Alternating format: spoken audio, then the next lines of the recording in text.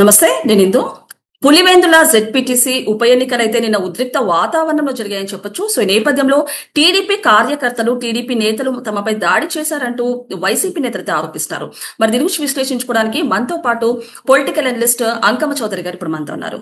నమస్తే sir. Sir, మనం చూడొచ్చు నిన్న పులివెందుల ఒంటిమిట్ట జెడ్పీటీసీ ఉప ఎన్నికలైతే ఒక ఉద్రిక్త వాతావరణంలో అయితే నెలకొన్నాయని చెప్పొచ్చు. అంటే టీడీపీ నేతలైతే తమపై దాడి చేశారంటూ వైసీపీ నేతలు ఆరోపిస్తున్నారు సార్. అసలు ఏం జరిగిందంటారు?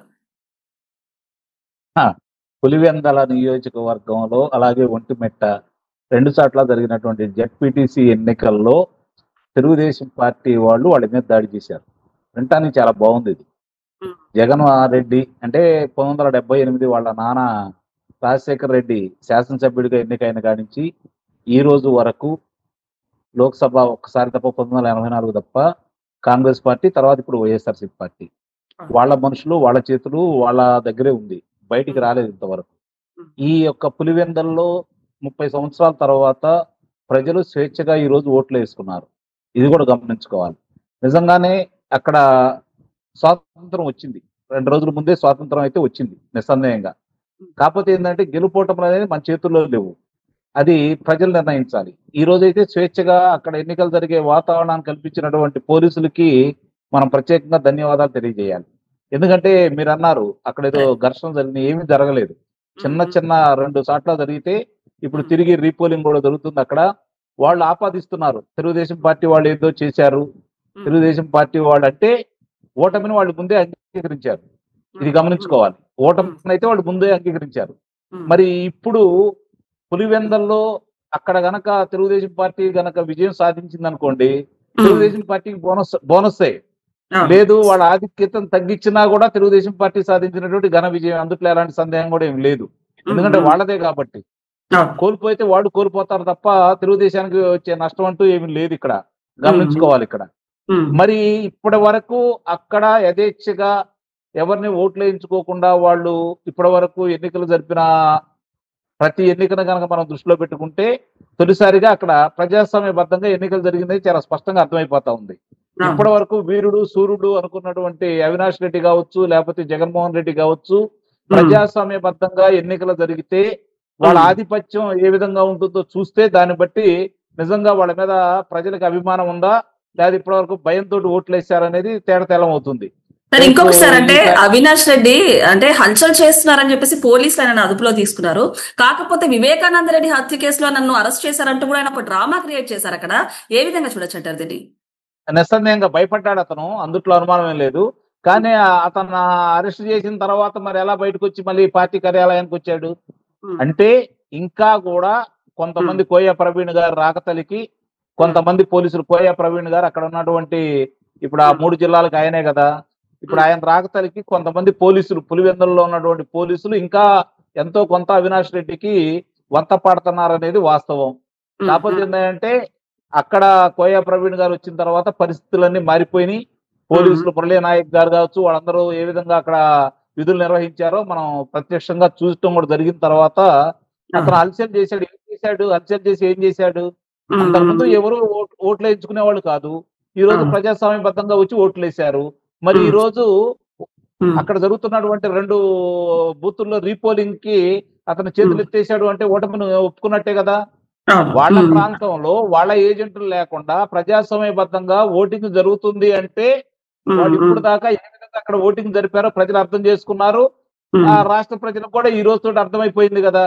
అంటే అక్కడ ప్రజాస్వామ్యబద్ధంగా ఓటింగ్ జరిగితే వాళ్ళ గెలుపు అనేది లేదు అనేది ఇక్కడ స్పష్టంగా అర్థమైపోయింది. ఎందుకు అర్థమైపోయింది అంటే 10 సంవత్సరాల 3 నెలల కాల పరిమితి పైన రాజశేఖర్ రెడ్డి, జగన్మోహన్ రెడ్డి ఇద్దరు ముఖ్యమంత్రులుగా ఉన్న సమయంలో, లేదంటే 1978 అంటే ఇప్పటికి 47 సంవత్సరాల వాళ్ళ చేతుల్లోనే పులివెందుల ఉన్నా కూడా అభివృద్ధికి నోచుకోలేదు, మాకు ఏ విధమైనటువంటి ప్రజాస్వామ్యం లేదు అని చెప్పని ప్రజలు భావిస్తున్నారనేది ఈ ఎన్నికల ద్వారా స్పష్టంగా అర్థమైపోతా ఉంది.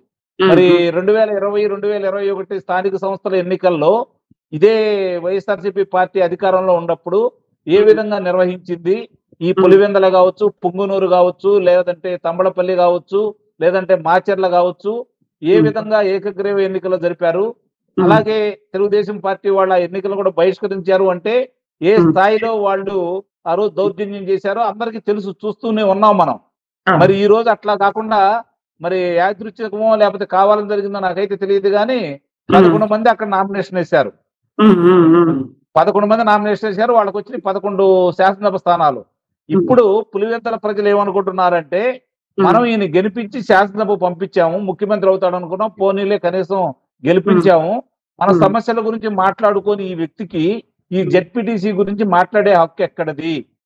మన సమస్యలు ఇంతవరకు మాట్లాడట్లేదు. మరి ఈయనకి శాసనసభ్యుడిగా ఉంటే ఎంత, లేకపోతే ఎంత అనే భావంతో అక్కడ ప్రజలు వచ్చారని అయితే నిస్సందేహంగా నేను చెప్పగలను. సార్ ఇంకొకటి సార్, అంటే మమ్మల్ని పోలింగ్ బూత్లకు రాకుండా బీటెక్ రవి అడ్డుకున్నారంటూ ఒక వైసీపీ నేతలు కానివ్వండి, మహిళలు కూడా ఆరోపిస్తున్నారు. ఏంటంటారు, నిజంగానే వాళ్ళు అడ్డుకున్నారా? టీడీపీ వాళ్ళు కానివ్వండి, బీటెక్ రవి వాళ్ళు కానివ్వండి. నిజంగా కనుక అడ్డుకోవటం నిజమై ఉండి వాళ్ళని అడ్డుకున్నట్టయితే బీటెక్ రవి నిస్సందేహంగా వీళ్ళకి అక్కడ ఆధిపత్యం లేదని ఒప్పుకున్నట్టేగా. ప్రజలు తిరగబడాలి కదా, పోలీసులు అందరూ ఓట్లేసింది కాదు కదా, అక్కడ అన్ని సీసీ కెమెరాలు అన్ని ఉన్నాయి కదా, పోలీసులు అయితే ఓట్లేసింది కాదు కదా. మరి ప్రజలు వీళ్ళ ఆధిపత్యానికి అక్కడ గండి కొట్టినట్టేగా. బీటెక్ రవి ఇప్పుడు జగన్మోహన్ రెడ్డి కంటే లేకపోతే అవినాష్ రెడ్డి కంటే బలవంతుడు వీళ్ళు ఒప్పుకున్నట్టేగా. ఇది కూడా గమనించుకోవాలి. ఇంకొకటి రిగ్గింగ్ జరిగిందంటూ కూడా వాళ్ళు చెప్తున్నారు సార్. ఏం జరిగిందంట నిజంగానే? అంటే నాకు ఇక్కడ ఆశ్చర్యకరమైన విషయం ఏంటంటే, వాళ్ళిద్దరు నోటంట ఇక్కడ రిగ్గింగ్ జరిగింది అని అన్నారు. అంటే నిన్నదాకా ఈవీఎంలతో అన్నారు, ఇప్పుడు బ్యాలెట్ తో కూడా రిగ్గింగ్ జరిగింది అంటే వాళ్ళు ఇప్పుడు దాకా ఏం చేశారో వాళ్ళకి తెలుసు కాబట్టి, ఆ అవకాశం తెలుగుదేశం పార్టీ ఇవ్వలేదు కాబట్టి, ఓడిపోతున్నాం కాబట్టి ఈ విధమైన నెపం వేయాలనే నిర్ణయానికి వచ్చారేమో అని అయితే నేనే భావిస్తున్నా. ఒకటి, హ్యాట్స్ ఆఫ్ పోలీసులు, హ్యాట్స్ ఆఫ్ తెలుగుదేశం పార్టీ లేదంటే కూటమి శ్రేణులు. నిస్సందేహంగా అంటే ఈ లెక్కన గనక ఇప్పుడు అక్కడ 30,000 తేడాతోటి పోయిన ఎన్నికల కంటే కూడా మొన్న ఎన్నికల్లో 30,000 తక్కువ వచ్చినాయి జగన్మోహన్ రెడ్డికి. ఇప్పుడు ఇలాంటి ఎన్నికలు జరిగితే కనీసం గెలుస్తాడా అనే అనుమానానికి ఈ రోజు ప్రజలందరూ కూడా రావడం కూడా జరిగింది. నిస్సందేహంగా ప్రజాస్వామ్యబద్ధంగా ఎన్నికలు జరిగితే అక్కడ జగన్మోహన్ రెడ్డి గెలవడు అనే అభిప్రాయం అందరిలో ఉంది. తద్వారా దీని ద్వారా అది నిరూపితమైందని చెప్పి నేను భావిస్తున్నాను. అండ్ ఇంకొకటి సార్, అంటే ఒక యూనిఫామ్ వేసుకున్న డిఎస్పీ వార్నింగ్ ఇచ్చారు. అంటే ఈవెన్ ఆ డిఎస్పీ కూడా చంపుతా అంటూ కూడా వార్నింగ్ ఇచ్చారంటే అక్కడ ఎంత ఉద్రిక్త పరిస్థితులు, అంటే వైసీపీ నేతలు ఏ విధంగా రెచ్చిపోయారని చెప్పచ్చంటారు? అంటే అక్కడ అన్నాడు, తాగి గొడవ చేస్తున్నారేమో, మా దగ్గర యూనిఫామ్ ఉంది, మీరు తాగి గొడవ చేస్తున్నారు, మా దగ్గర గన్ ఉంది, ఒళ్ళు దగ్గర పెట్టుకోండి, మీరు తేడా పెడితే కాల్చి పారేయడానికి మా దగ్గర డ్రెస్ ఉంది అన్నాడు. అది గమనించుకోకుండా విష ప్రచారం చేస్తున్నారు. అదే మురళీ నాయకుని పోయినసారి ఈయన ఏం మాట్లాడాడు జగన్మోహన్ రెడ్డి పులివెందుల పర్యటనలో. మరి ఈ రోజు వాళ్ళ పవర్ ఏంటో చూపిస్తున్నారు. అదే కావాలని ప్రజలు కోరుకుంటున్నారు. హిందూ గారు ఇక్కడ గమనించుకోండి, అదే కావాలని ప్రజలు కోరుకుంటున్నారు. ప్రజాస్వామ్యయుతంగా ఎన్నికలు జరగాల. ఇప్పుడు ఈ ఎన్నికలు ఎప్పుడు ప్రామాణికం కాదు, గమనించుకోండి. ఈ ఎన్నికలు ఎవరు గెలిచినా కూడా పెద్ద ఉపయోగం అంటూ ఏమి లేదు. ఎందుకంటే ఇది నిర్ణయాత్మకమైన ఎన్నిక అయితే కాదు. కాకపోతే ఏంటంటే వాళ్ళు ఇప్పుడు దాకా చేసినటువంటి రాక్షసత్వానికి తెరదించారు అనే అభిప్రాయం ప్రజలందరిలో ఉంది. ముఖ్యంగా ఆ ప్రాంత ప్రజలు ప్రజాస్వామ్యం ఈ రోజు వచ్చిందని చెప్పి భావిస్తున్నారు. ఇది గమనించుకోండి.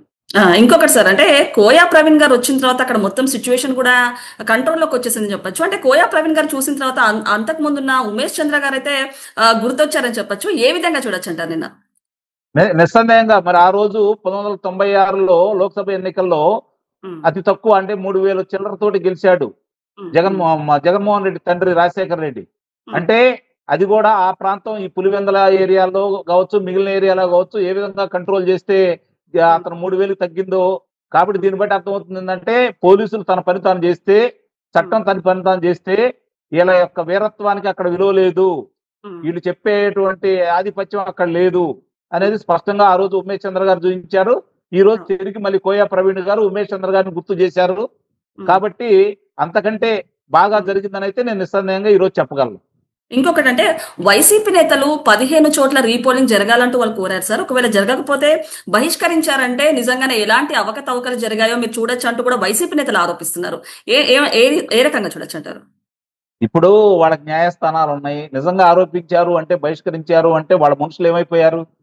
30,000, 60,000, 1,00,000 మరి ఆదికి వచ్చినటువంటి పులివెందుల దాంట్లో మరి ఇక్కడ 10,598 ఓట్లు మాత్రమే ఉన్నాయి ఇప్పుడు ఉప ఎన్నిక జరిగిన ప్రాంతంలో. మరి అందుట్లో వాళ్ళ మనుషులు ఎంతమంది ఉండాలి ఈ లెక్కన? వాళ్ళందరూ వచ్చి ఎందుకు ఓట్లేదు?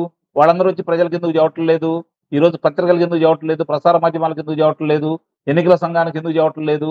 ఆ సమయంలోనే మీరు బహిష్కరించవచ్చు కదా అనేది ముందుగా ఏజెంట్లు ఉండి వాళ్ళ మనుషులందరూ ఉన్న తర్వాత జరిగినటువంటి ఎన్నిక కదా ఇది. ఉమ్, ఉమ్. అప్పుడు బహిష్కరించవచ్చు కదా. అంటే అవును. ప్రజలు తిరగబడ్డారని అర్థమైన తర్వాత ఇప్పుడు బహిష్కరిస్తున్నారు. ఆ, ఓటమి ఉమ్. వాళ్ళకి అర్థమైందని చెప్పి అయితే మనం భావించవచ్చు ఇందు గారు. ఆ! Okay sir. అంటే ఫైనల్‌గా ఇంకొకటి పులివెందుల వైఎస్ఆర్ కుటుంబానికి ఒక కంచుకోట అని చెప్పొచ్చు. అలాంటిది వైఎస్ఆర్ గారికి పులివెందులలో మంచి పేరు ప్రఖ్యాతలు ఉన్నాయి. అలాంటిది ఇప్పుడు జగన్మోహన్ రెడ్డి గారు చూసుకుంటే గనక వైసీపీ నేతలు కానివ్వండి, జగన్మోహన్ రెడ్డి కుటుంబ సభ్యులు కూడా పులివెందుల వాళ్ళు కూడా ఎప్పుడెప్పుడు జగన్మోహన్ రెడ్డి అరెస్ట్ అవుతారంటూ కూడా వెయిట్ చేస్తున్నటువంటి పరిస్థితి ఇప్పుడు ఏర్పడింది. ఏ విధంగా చూడొచ్చంటారు సార్ దీన్ని? అంటే వాళ్ళకి ఇప్పుడు అర్థమైపోయింది. అధికారం ఇస్తే వీళ్ళు ఏం చేస్తారో. హ్మ్. జగన్మోహన్ రెడ్డి రాజశేఖర రెడ్డి పేరు అడ్డం పెట్టుకొని ఇప్పుడు వరకు నడుపుకుంటూ వచ్చాడు. అతను ఏదో పరిపాలన చేస్తాడని చూస్తే ఈ ప్రాంతానికి కూడా న్యాయం చేయలేదు కాబట్టి ఇతని వల్ల మనకు ఉపయోగం లేదనే నిర్ణయానికి వాళ్ళు వచ్చారు. ఎప్పుడు అదుపులో తీసుకుంటారని వాళ్ళు ఎదురు చూస్తున్నారు. ఎందుకంటే పులివెందులకు చెడ్డ పేరు తీసుకొచ్చాడని వాళ్ళందరూ భావిస్తున్నారు కాబట్టి హ్మ్. వాళ్ళు రేపు పొద్దున ఎన్నికలు జరిగితే అతని భవిష్యత్తు లేదనే నిర్ణయానికి వైఎస్ఆర్సీపీ వాళ్ళు వచ్చారు కాబట్టి ఏదో చేయాలని ప్రయత్నం చేశారు. పోలీసులు, ప్రభుత్వం, ఎన్నికల సంఘం పకడ్బందీగా ఎన్నికలు నిర్వహించింది కాబట్టి వాళ్ళ డొల్లతనం బయటకు వచ్చిందని అయితే నేను చెప్పగలను.